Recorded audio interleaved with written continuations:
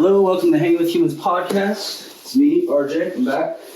I'm with my new homie, Jorge. What's up, dog? How are you doing? Good. How are you doing? So Jorge, what's your last name, Jorge? Pantoja. Pantoja. Jorge, I met yesterday. He was my Lyft driver, and it was only like a 5-minute drive. But in that 5 minutes, we had a lot of conversation on a lot of important topics that are going on in the world today. And we spoke a little while ago, and I think we have a lot of awesome information that will be released to you later. And so I'm really excited to get Jorge's story. He's from Mexico.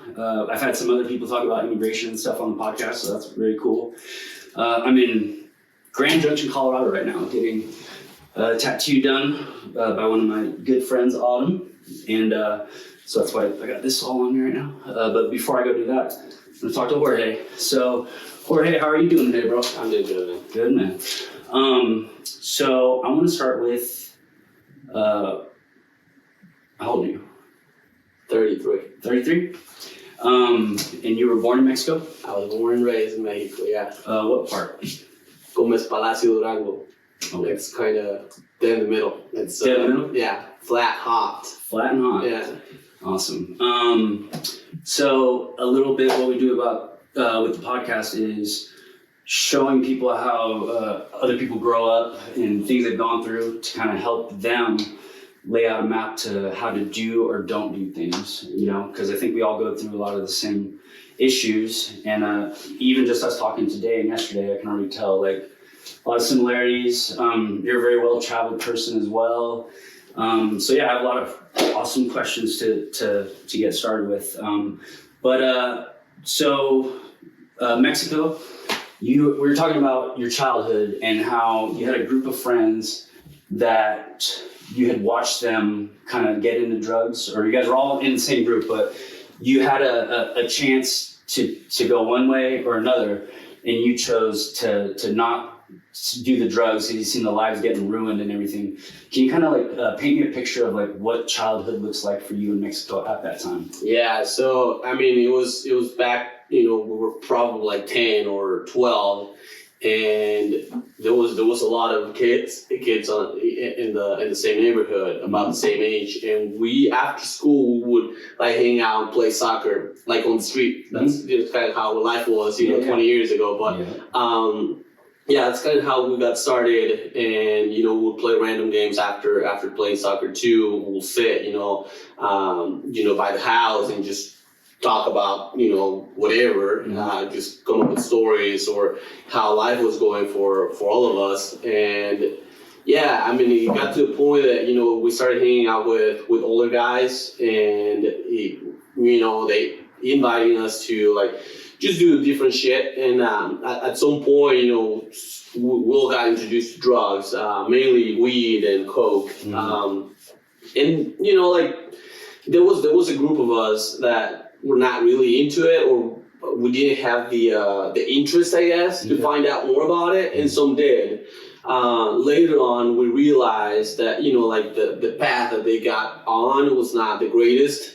And, some of them drop out of school, like they just didn't pursue anything that, like that the rest of us did. And I'm not saying that, we're better than them in any way, shape, or form.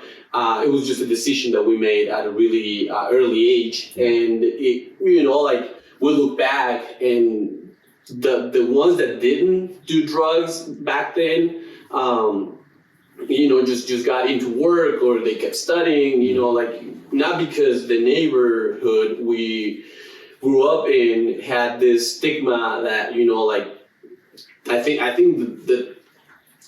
the top tier was to finish high school.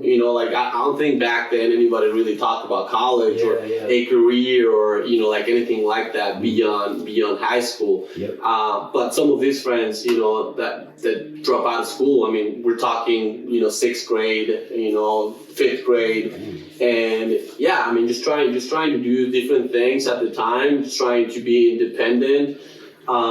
explore the world, I guess. That's how some people looked at it. And we just didn't have that pressure or that, we didn't want to just do things too early, I guess, for us. It's not that you don't get, there's just one time you get exposed to drugs, or, like you get this exposure or invitation to try different things.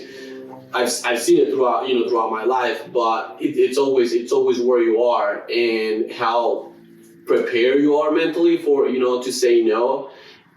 And, I guess some of them did it because of, how their lives were at the time, They probably had struggles, that it was an easy exit for them to just forget about him, or at least for a moment. And, unfortunately, like it changed their lives. And I think some of them blame their lives on those decisions, like based on this decision, this is where I'm at today. When they had the chance to probably, make a U-turn in life and still But how much did parents' role play in like guidance or shaping, for you to not go that route, but others did? Like, do you think family dynamic has something to do with that? Personally, I think it did. Yeah. In my household, mom was really strict, and she liked discipline, more than anything. Yeah.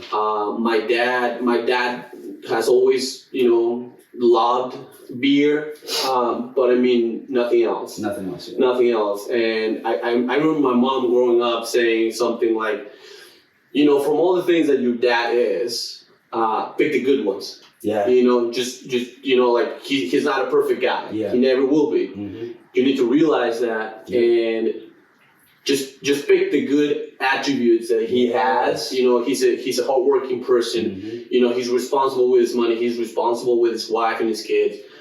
He wants the best for us. All these things that I want you to be that same. Get on that same mentality. Yep. If he likes drinking, look at it from a different way and say, hey, you know what? Like if I ever get into drinking, be responsible with it, right? And my mom was really a like an old soul, like she was always saying, I want you to get on this path, with good decisions. I'm not going to be able to control every decision that you make, but just have a good brain, and just be able to I guess identify good and bad everywhere you go, and then just pick what makes more sense to you. At the same time,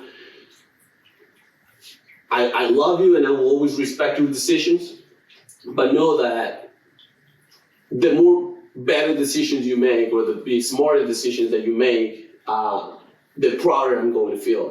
Like you're gonna make mom proud, not because you become what I think you can become, but because you're making smart decisions and you're being a good person out there. That's going to make a proud mom over here. That sounds like a awesome parenting plan from her standpoint. That's good, man. Yeah, the guidance of parents can shape a lot for a kid in the future. So, I mean, like you said, your dad wasn't perfect, but you took the good things, the qualities out of him. Like that's the same thing with my dad. My dad's crazy, but he's got a big heart. And like I grew up watching him. Our house was always open to everybody. Like always had people over staying. Even at the house in Portugal, when the Ukrainian war, the war's still going on right now, but when it kicked off, my dad had like Ukrainian families staying at the house, and so now we have like friends that are Ukrainian that come and chill and they stay for a week or two. One family, they moved to Portugal, but it's because they had a place to stay and kind of look around and do all that. So that's how I've always been. I take that from my father. And I told you a little bit about my plans, my future plans with the ranch and all that stuff. So that's the way I look at it, man. Like he was not a perfect man by any means, but he did have a big heart, and he didn't put up with people's shit. Like he kept it real. Like I know that's not for everybody, like there might not be a lot of people at his funeral, but he stood on his shit though. You know what I mean? He's not gonna let people go snake and talk shit behind your back, he'll fuck you up. You know what I mean? Like, maybe that's not the way to react in life. So, but I don't take that from him. You know, I take the good things. So from that point, so you end up moving to the U.S. So I wrote down 18 years old, and then I wrote down cartels. So I can't remember how those two playing together, but I guess we were talking about how you ended up coming over here and how you ended up staying here, because it wasn't supposed to be a permanent situation, right? Yeah. So my dad got his green card in the 80s. Oh, sure. And since then, he's always been, he had been a temporary worker, seasonal. Mm-hmm. He did ranching and farming for the longest time. So he would come and work every 3 months to the US and then go back home, right? When he married my mom, the idea was to just keep that same, routine. Yeah. Because it was, it would help my dad financially to come here, work 3 months, and then go back home, and then work 3 months there. So for their plans, it was working out really well. And so, he had his green card. He had his green card forever, but he never really applied for our residency. Until my youngest sister was born. He said, "Hey, let's do it just for the fun of it." It took 10 years to get all the paperwork through the process. Mm-hmm. But when it finally happened, it was back in 2010. It was late 2009, going in 2010. And at that time, 2007, 2012 was the window, at least in my hometown, where the cartel was really hot. They were fighting for the territory. It's really a good hub if you're coming from the north to the south, from the south to the north, and then going to the east. So it's really a good. I don't know, like maybe having for distribution aspects. I guess that was a really good spot for the cartel. Yeah. So they were fighting for that spot during that 5-year window. Yeah. And at the time I was 18, almost 19, and I was hanging out with friends, going to parties, trying to go to concerts, hanging out with girls, like trying to meet people in general. Yeah. So I was more exposed to the life, I guess, outside of home. Yeah. And what my dad and my mom feared the most was that just hanging out with the wrong crowd, not necessarily like me getting in trouble, but just being with the wrong person at the wrong time or at the wrong spot too, mm-hmm. right? And at the time, I do remember, not necessarily from my high school, but there was some guys that were selling cocaine that got caught up, in the middle of the whole fight and everything, and they got killed, and it made the news and everything. They even had back home we have uniforms for the high school, so. Just seeing the guys with their shirts on, they were probably just getting done with school, and like the pictures on the paper and everything. It was kind of like a big highlight at the time. Yeah. And that's that was kind of like my mom and my dad had already talked about it. But that was kind of like the moment where they said, hey, you know what, we're getting out of here. So as soon as I finished high school, I think it was. I finished on a Friday, and on Monday we were on the road. So yeah, we drove all the way up here. My dad had worked for 20 years in Colorado, mm-hmm. In Delta, mm-hmm. and that's where we ended up. It was my mom, my dad, my two sisters, and myself ended up moving here. The idea wasn't to stay here permanently. It was more like, hey, let's check it out. The cartel thing and all that drug stuff, slow down, cool down, see who ends up keeping it, whatever, mm-hmm. and then we'll decide. Yeah. So, like territory-wise? Yeah, territory-wise. Yeah. Because at the end of the day, one of them had to keep it, right? Mm-hmm. And it was just like letting them figure that out. Shoot it out. Yeah, and then we'll come back to that, because back home, we all know about drugs. You know, we know it's happening. We know, you know, there's a leader, I guess, you know, that kind of runs, you know, the territory. But I mean, if you're not in the middle, I mean, if you're not in the business, you don't get to see anything when it's peaceful, when right? it's peaceful, yeah. But there was this, you know, 5-year window where it wasn't, and it was kind of I mean, you know, like we're not escaping, you know, but we had to find a safe spot for the whole family. And again, I think my dad and my mom did it more for me, because my sister was 15, the other one was like 9, so they were not really, you know, in any risk at that time.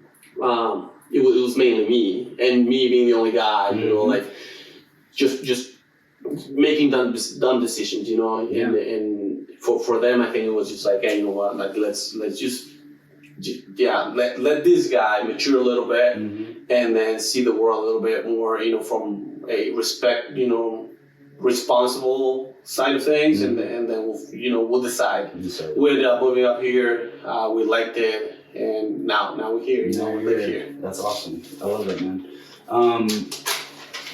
You told me you just bought some property recently, right? 3 years ago. Yes. 3 years ago. I mean, I could have jumped into this later, but I forget shit sometimes. So while I got the questions in my head, or the information I'm gonna throw out there, but how did that become an idea? When did you decide that, like, I want to do the trees, I want to do the land, I want to live here, when did it click in your head that that's what you want to do? I think it's been a few moments that, you know, and then finally back when we pulled the trigger, because it was my ex-girlfriend and myself actually doing it. When we pulled the trigger, it just made sense, and many things just lined up, and you know, like we did it. But I mean, when we moved here, my dad worked for a tree farm. That's what he did. Oh, okay. And the farm went belly up.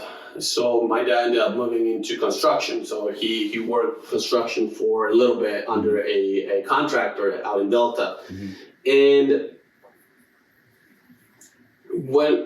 I did high school. I did 1 year in high school in Delta, just to kind of catch up, you know, with English, and just trying to get used to the language a little bit. And the idea, when we moved, I mean, it was in the middle of the summer, towards the end of or middle of July or beginning of August, I wanted to get enrolled in the community college out in Delta. Okay. And they didn't take me because I didn't speak English, and they didn't have any bilingual. No, they didn't have bilingual teachers or anything. So I was like, hey, you know, you're going to struggle, we're going to struggle. It's not going to be a good fit, right? Yeah. So they said no. What I took with me was, you know what? English come here? I didn't. Oh, really? I didn't. And so I talked to my dad. My dad was just like, hey, you know, like, they just can't take it.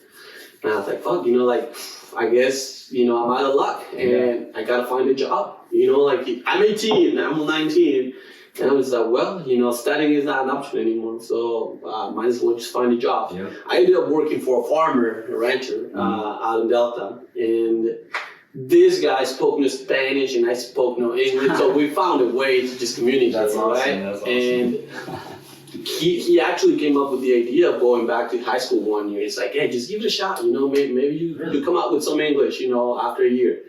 And I did. I guess my understanding was a little better. I didn't speak much. Yeah. And the next summer, I ended up working for him again, and I mean, it was spring, because I remember talking to him and I said, hey, you know what, like, now there's this conversation about like college applications and stuff like that, and you know, some friends are really excited, and he's like, did you apply? And I was like, yeah. I was like, I did apply for Mesa and here in Junction. Yep. And he said, well, you know, what's the worst that can happen, right? They say no. Yeah. So I get a letter that said, hey, you know what, like, yeah, you can come up here, you know, you can enroll in classes. Nice. So I get accepted. Yep. I talked to this farmer, and I mean, he became a really good friend. He said, go to college, man. Just give it, like no one knows anything, like they don't know that you speak any English. Maybe you will at some point. Just go ahead and give it a shot. If it's not for you, whatever, but you'll have something to base your conclusion on. So I said, okay, whatever. So I did farming every summer during college. In Delta with him for about 3 years. And you pick up a little English more every year. So my English, I blame my English on this guy. So I always said that my English was a farming English. Farming English. It was just like the F-bomb was, like every two words that, we had the F word everywhere. So when I came to college, I mean, I did, like I got more used to the language. But doing presentations in one of the classes, man, one of the hardest things, because back then I had to stop and translate in my head. And not only that, I had to pick out the F-bomb, from everything that I wanted to say. That's funny. Because I mean, it was just not just translating, but it was just like, I can't say this in the classroom. This is not gonna sound right. So it was one of the toughest things ever, just presenting in front of the class. And yeah, I mean, I'd say, back then, 75-80% of my English came from hanging out with this guy in the farm. And, I probably didn't know how to spell, 50% of the words that we were speaking, but I got used to how to say them. And yeah, I mean, the guy, one of the coolest things with this guy was he was, for the most part, he was always with me, doing stuff. And he wanted to hear my perspective on things. So he'll say, hey, you know what, we need to spray this area right here because, there's a lot of weeds and we want the water to run a little bit easier or whatever. And then he'll say, okay, tell me how you see it. How would you do it? I have an idea in my head, but tell me how you do it. And I struggled to explain things, but I mean, I tried, and he created this safe environment for us to talk and communicate. That it was, I tried, and after, let's say my structure, my way of saying things was not the perfect way of saying it. But he will stop me and say, hey, but if you just switch it this way, just tweak it here and there, it would make more sense. So yeah, that's where my English kind of came from. As I said, probably 3 years during college, I did that every summer. I would say at my mom's, and then work for the guy in Delta. And the last 2 years, I worked for a vineyard here in Palisade. Palisade is huge, with grapes and peaches. It's famous. I mean, even nationally. So. I worked for an orchard in Palisade.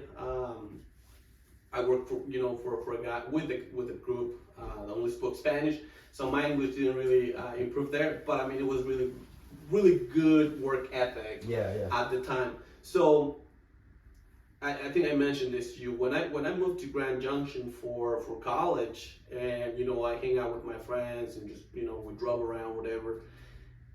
One of the first things that came to me was just like, we need more green. We could use more green. I know it's part of the desert. We're closer to Utah, but I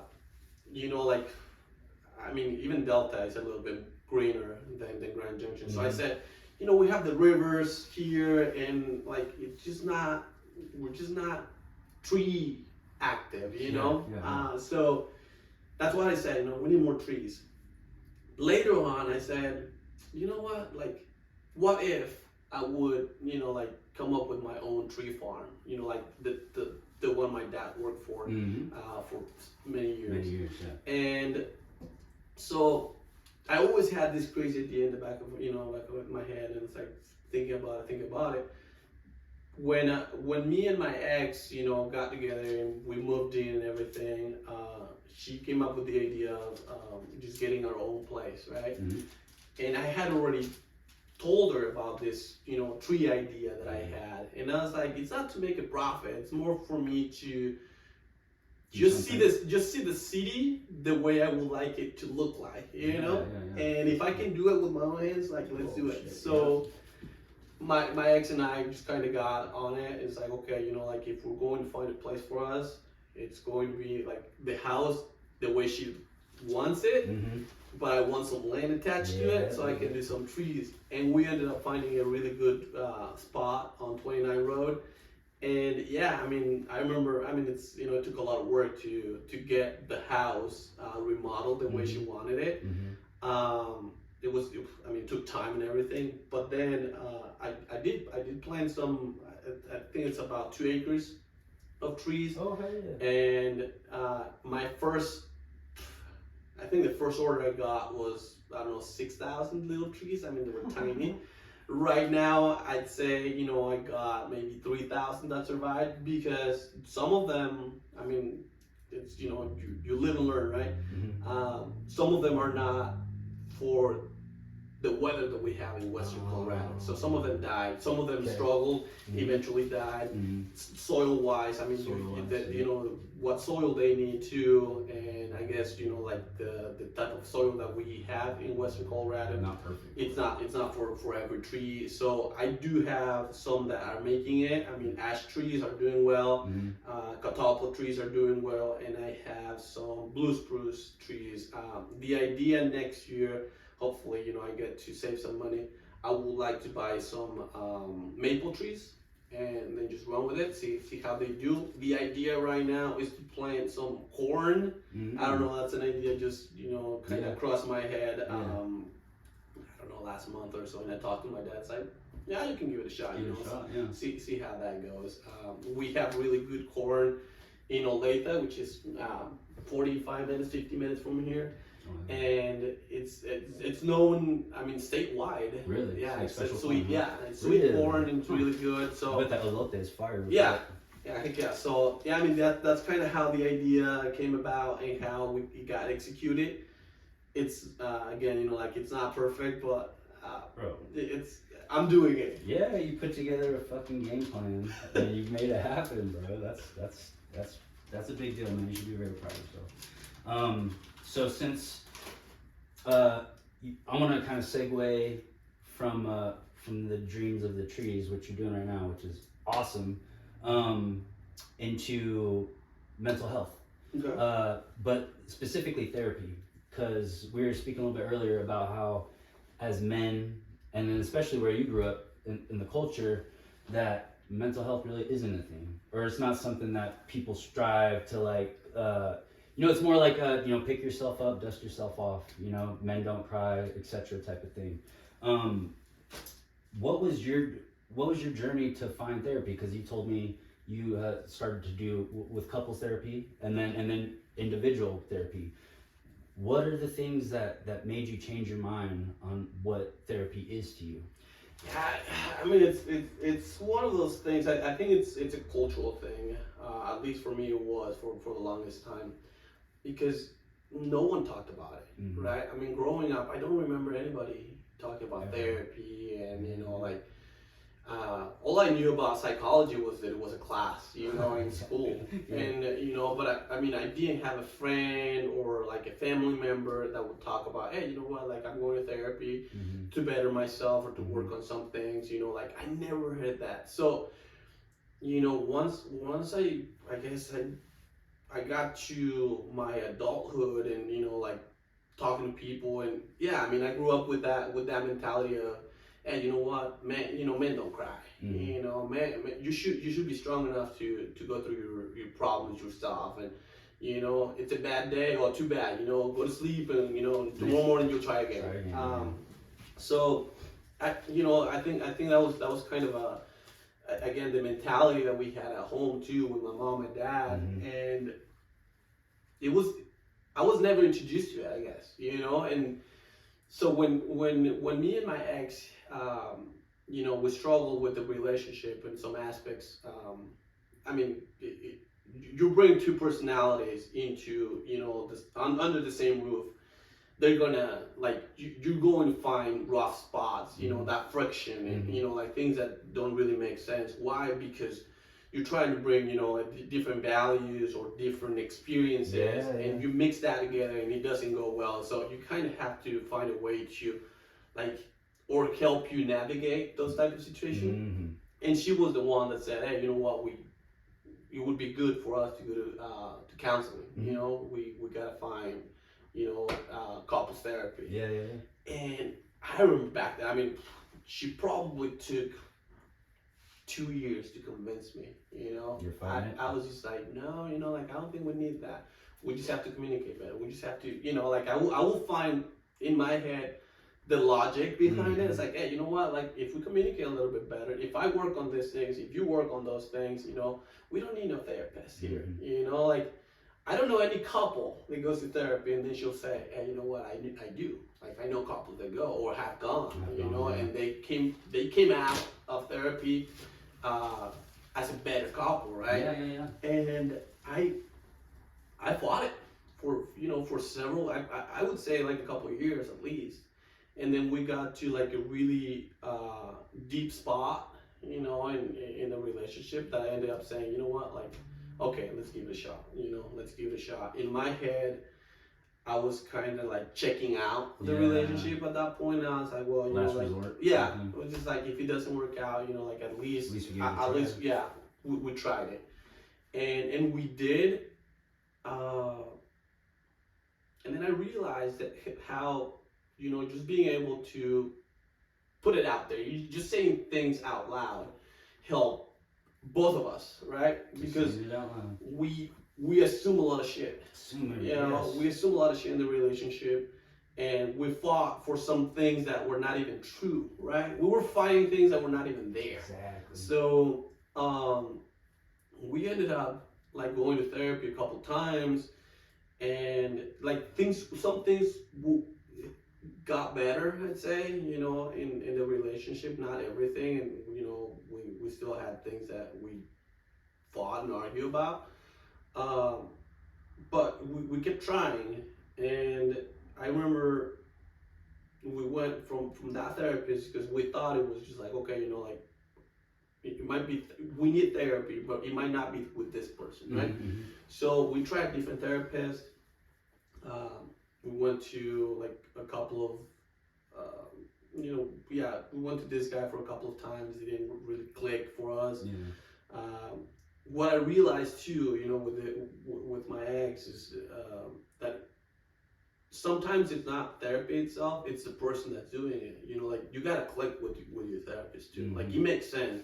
Like you trust that person, like you can open up. Like there's something about him that just helps you get out of the shell and just be yourself and be authentic. So we ended up finding another therapist, and we went to her for a few more times. And it did.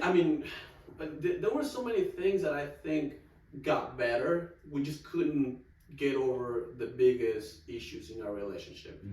So we ended up breaking up, and I went home, and I thought to myself, you know what, like, I'm responsible for what happened in this relationship, right? I'm responsible for my part, and I gotta find a way to actually list the things that I can work on and improve on, so I can become a better person. Not because I feel like I'm a bad person, but because there's some things that perhaps I didn't know about myself, about my personality.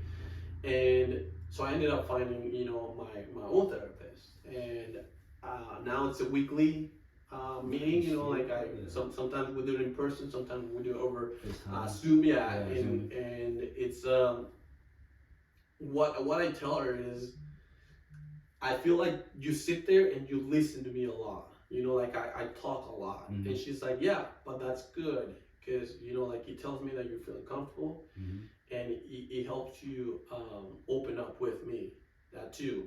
And one thing, you're pretty smart, and I can tell you some things and you'd be like, okay, like I didn't see it that way. So in reality, it's not that she's making me or shaping me into a different person. She's just helping me identify who I am first. And then with that, okay, who do you want to be, right? Is this something that you want to improve on, or that's something that, hey, if it happens, it happens? Or is there something that you would like to explore as part of, you know, the person that you want to be in the future? It's interesting how, you know, like breaking these patterns that perhaps you don't realize you have or you follow can open up, you know, a conversation, because you know, we can sit here and blame mom, dad, you know, that teacher in high school, you know, that girlfriend in high school.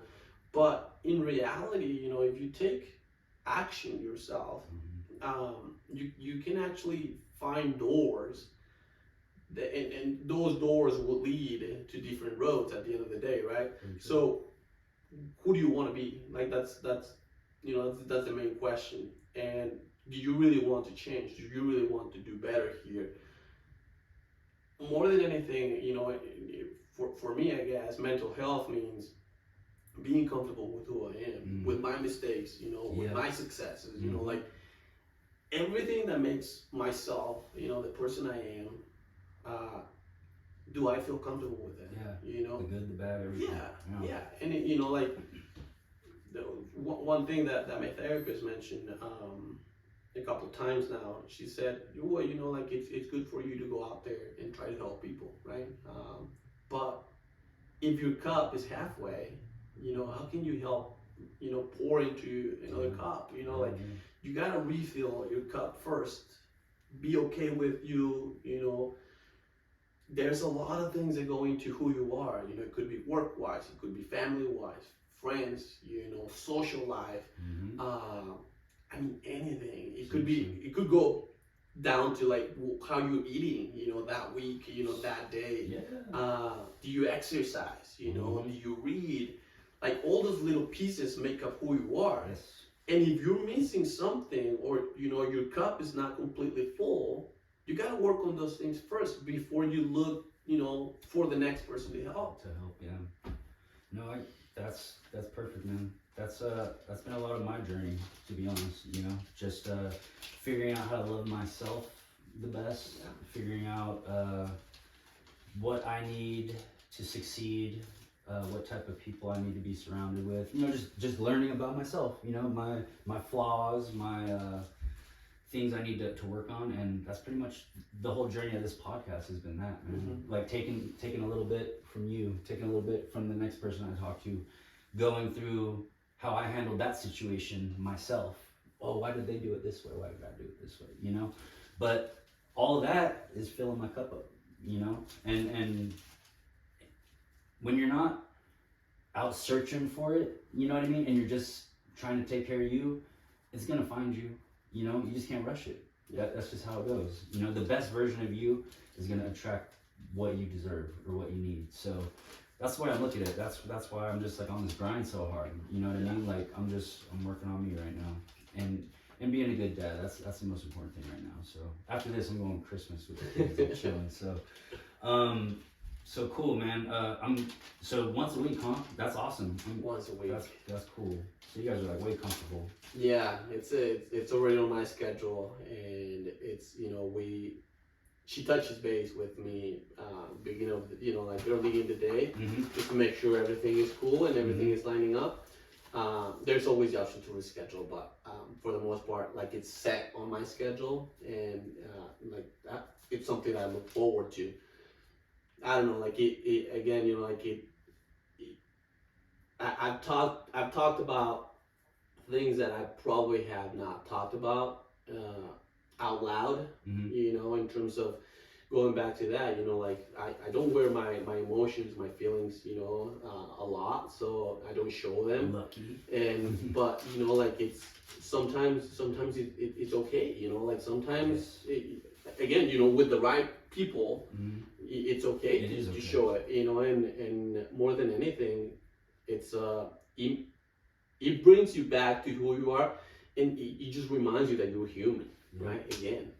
We all make mistakes. Yeah. 100%. Like we really all do. It's just you being able to accept those, the person you're with being able to accept theirs and yours, and I think that's a huge key to like finding happiness. So we went through a couple of chapters of your life. So not so much about you, but about this place. From just arriving, people have told me that this is like a hot spot for like mental health reasons, but not necessarily for the good part. There's a I didn't look up the statistics, I should have, but there's a very high homeless population, very high there's just a lot of drugs and a lot of things going on here that I'm less aware of than you are. I know there was a methadone clinic that was under investigation. You kind of helped clear that up for me too, kind of your thoughts on that. But can you kind of tell me what is the energy like here when it comes to that type of stuff? Yeah, it's so in the last few years, I heard that it's stories in the news and all that. We rank pretty high in suicides, Very not high. only statewide but nationally. I think Grand Junction ranks pretty high. Yeah, not a big place either. And it's one of the crazy things, and do I know the reason? Do I know what the solution is? Probably not. But for the most part, I think we compare ourselves, the city we're in, the town we're in, to like Denver and Salt Lake. We're in the middle, right? So we're in the middle of those two places, and I think people dream about the Denver life or the Salt Lake life. And then they come down to Grand Junction, it's like, man, like it's slow here. Nothing like that, yeah. Not many options, and then you start limiting your how valuable, this place can be. I in the very first episode of the podcast, I talk a lot about my sister because she's like a hero to me. You know what I mean? And one of the first things she told me when she left for college was, you gotta leave your hometown when you graduate. You have to. Like, it doesn't matter if you go to college or not. You just gotta go explore. The world's a big place. So she like ingrained that in me. So like what you see here today is a product of that journey. You know what I mean? And traveling is such a huge part of that, right? So I think that might be a little bit like, maybe if you grew up in was born, raised there, you would have known to like, this isn't the place to be. But maybe when I retire, shit, sorry, I forgot where I was going with that. You just bring different lenses, when you travel. When you see the struggles or the differences, I guess, because as humans we compare a lot, right? Yes. And social media. Yeah, social media now. You compare your life to everyone's life, but that's a different area. But I think once you travel, so like in my head, why wouldn't I move to Denver? That's always been a question for years, since with guys I went to school with, or girls I hang out with, or whatever. Like, why would you pick here? Yeah, why did I stay here after college, right? Yeah. And I looked at Denver, and there's fun, there's options, you have more restaurants, you have more clubs, you have like access to music, whatever. Cool, that's okay with me, and I can go to Denver. It's 4 hours from here. I can get in my car and drive to Denver. No problem. Spend Friday, Saturday, and Sunday, then come back. Late Sunday, and just for work on Monday. The thing for me to live in a place like Denver, traffic is huge, right? It takes an hour to get from point A to point B. Here, it takes 10 minutes, right? That's one. Two, crime, right? If I have to watch my back, everywhere I walk to, that's a big no for me. Two, three, eventually I want to have a family, right? Eventually I want to have my kids. And I would like my kids to grow up in a place where I don't have to shield them, I guess, from everything. Yeah, protect them. Just put them in a good community. The community will take care of them, and eventually they will become assets for that community. In a big city, it's impossible, right? I know. And what you're doing here, you're building onto the community with the trees and everything, right? So it's like, there's already that incentive for the community to help your kids because you're helping the community. You know, you're involved, invested. Yeah, and you know what? Like I'm a really big believer of, you know, you get out what you put in, right? So the more you get out there and the more you try to help, it might not be immediate, but I mean, eventually, the world's gonna look at you and be like, yeah, you know what? You deserve a couple of good things too. You know, here's a good person that you need in your life. You know, here's a, you know, like a, I don't know, like an opportunity, you know, for you to, I don't know, to grow your business or to do something different, you know, become a better asset in the community. So at the end of the day, you know, those are the little things those are the trade-offs, you know, for living in a big city and living in Grand Junction. Exactly. And sometimes I feel like, again, you know, when we compare, and this is what I believe happens in Grand Junction is growing up, you hear all these amazing stories about Denver, San Francisco, Salt Lake, and then and then you're like, hey, you know, I want that because I don't have it here, right? And I guess you focus on it so much that you start to look down on Grand Junction, the things that you got to offer. Yeah. So when these youngsters, I guess, go through life with that mentality, it's like, hey, you know what, I don't like Grand Junction. I don't like Grand Junction. I don't want, you know, don't want to say I'm from Grand Junction, right? Yeah. And then you get to a point where life gets hard. And then now you can't get out of Grand Junction because financially, you know, you can't do it, or you have to take care of mom and dad, or whatever reason that keeps you here. So now it's against your will, right? Yeah. So I think it fucks you up in a way that you're like, fuck, you know, like, I don't have options, right? Or I have limited options. So what do I do now? So I talk negatively about Grand Junction. I talk negatively about its people, you know. Well, we have this, and this, you know, like that's really good in Grand Junction. Yeah, but I mean, that doesn't matter. Yeah, that place has this. It's Yeah. times 10. Yeah. Yeah. So and I feel like that has created a narrative in Grand Junction that doesn't help the people that believe it, and then transmit that to the next person too. Yeah. So what I think happens more here is that people feel stuck in Grand Junction, and instead of looking at the beauty of Grand Junction, they look at the struggles, I guess. Yeah, it's a beautiful place. Yeah, it is a beautiful place. And, you know, we get 4 seasons here. I mean, we have access to snow. I mean, we have the mountains to go ski. You have the monument to go hike and mountain bike or whatever. Yep, good hunting, good fishing, everything. And everything is driving distance. Again, you know, you want to go to Salt Lake, 4 hours. You want to go to Denver, 4 hours. I mean, can't beat it. We have a medium-sized airport too. Yeah, it's a nice airport. Yeah, so you know, like, the nicest in Colorado. So you know, like I feel like the narrative just gets too negative. Yeah. And that affects, you know, people. And then once you face struggles, or once you face those big challenges, you know, in life, they become bigger because you're not really in a positive. You're not seeing it through a positive lens. Yeah. For sure. So and what ends up happening is, you know, it affects you mentally. So physically you don't want to be here, right? So mentally you have a challenge. You think and talk negatively about, you know, where you are, who you are, who you're with. Yeah.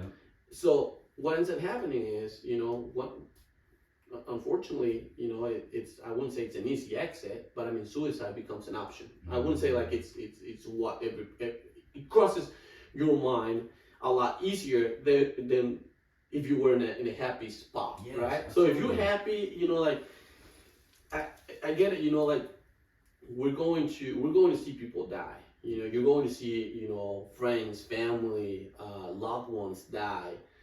But when you're good with the memories, when you're good with yourself, you know, losing a person becomes more of a celebration of, hey, you know what, I got to experience some things with this person. Yeah. Because in Mexico, that's, we have Dia de los Muertos, Mm-hmm. which is a celebration of the dead. Mm-hmm. And not necessarily we celebrate people dying, we celebrate their memories. Life, Yeah. So, hey, you know what, I remember, like we have an altar for my grandpa.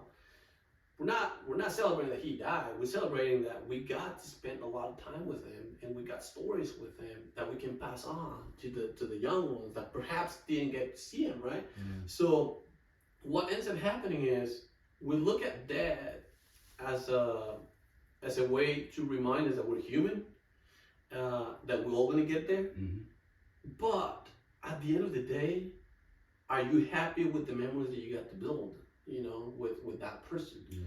I've always thought, I've always talked about my dad, do I want to die? No. But I know it's going to happen. Yeah. And when I talk to my friends, when I talk to my family, I've always said, hey, you know what, I don't want you to cry. I'm not going to be around you. You can cry, but whatever. I don't want you to cry. Why? I want you to be happy. I want you to bring a band, a lot of noise, just because that's who I was, right? I want you to make a party, a lot of food, a lot of beer, get my friends, and get what I would like it to look like is just have a podium, and during the day, have people go to the mic and then just talk a story. A story that we got to share. Hey, you know what? I remember back in college we did this and this, and then just laugh about it, right? So I'm not gonna be there, so I don't know what it's gonna look like, but if I could pick, how that would look like, that would be my ideal way of going away. That's because I don't want my mom, if my mom's alive, I don't want my mom crying, I don't want my friends, I want my, my wife, my kids, to cry about it. It's just like, hey, you know what, this is part of life. It was his time, but let's remember all the memories that we got to share. We can grieve for a little bit, but they're gonna want us to not stop our lives. Yeah. And people kill themselves after other people die. Like people go to the bottle really hard. Like that's a thing. So I'm really glad you said that because it is a cultural difference. We don't have a Day of the Dead over here or anything like that. I think we got pretty much all the information that I wanted to get, man. I wanted to say thank you so much for doing this. Thank you, man. I really appreciate it. We'd be going longer if I didn't have this tattoo. So sorry, Oliver, my bad. But before I go, do you want to shout anybody out, or do you want to say any thank yous or anything like that? Oh, first of all, I would like to thank you. I think what you're trying, the message that you're trying to send out, to the whole community is amazing. More than anything, I think we're moving towards a good spot with mental health. I think we're opening up more as a society to it. There's still a lot of work to be done. Just find your happy place, find your safe spot, to do it. And it doesn't mean that you're weak. It just means that you're human, just like all of us. And and we all have different struggles.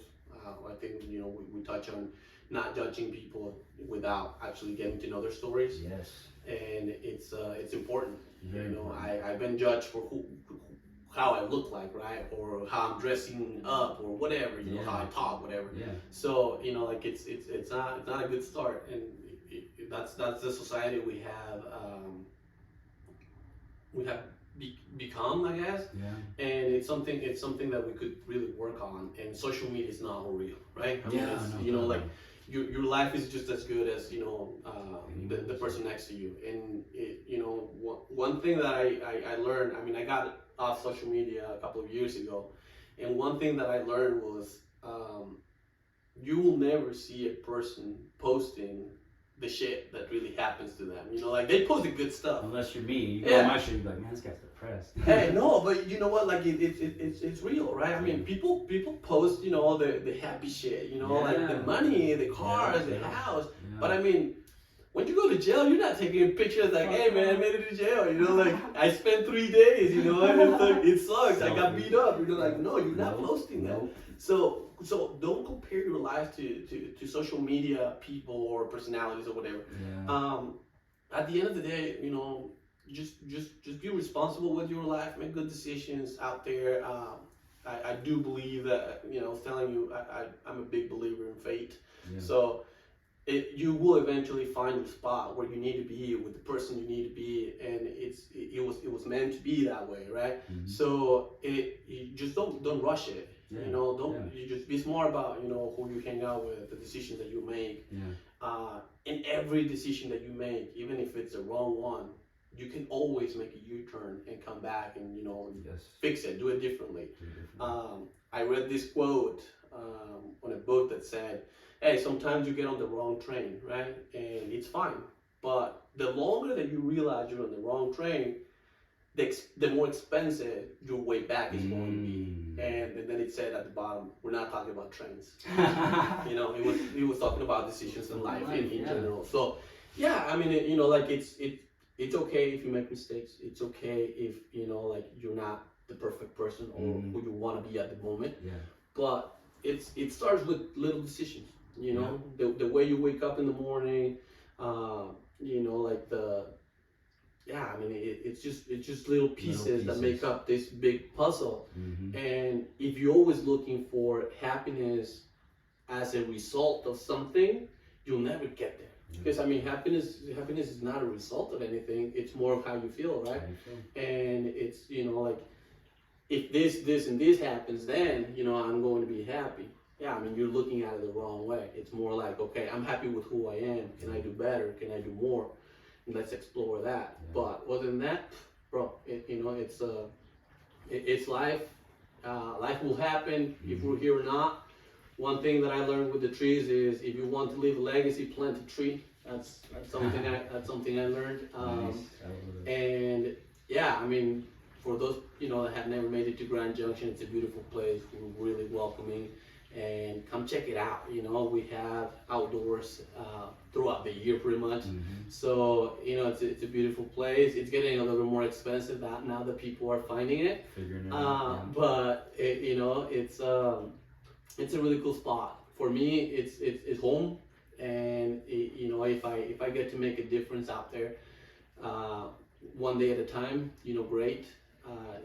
The work I do is mainly to improve myself, and again, just have that you know, full cup to when I get the chance help, you know, the person right next to me. Great. We have the university in Grand Junction. We get to see talent a lot, you know, firsthand.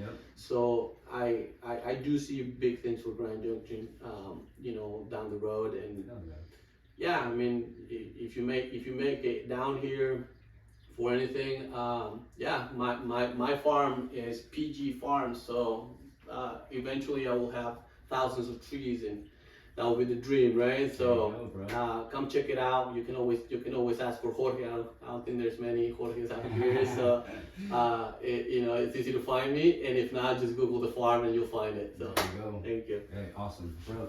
Thank you so much, Jorge. A pleasure. You want to drop me off at the tattoo shop? Yeah, let's do it. Awesome. All right. Hey, thank you everybody for listening. One of my favorite podcasts so far. And peace out. See you later. We'll talk to you soon. Bye.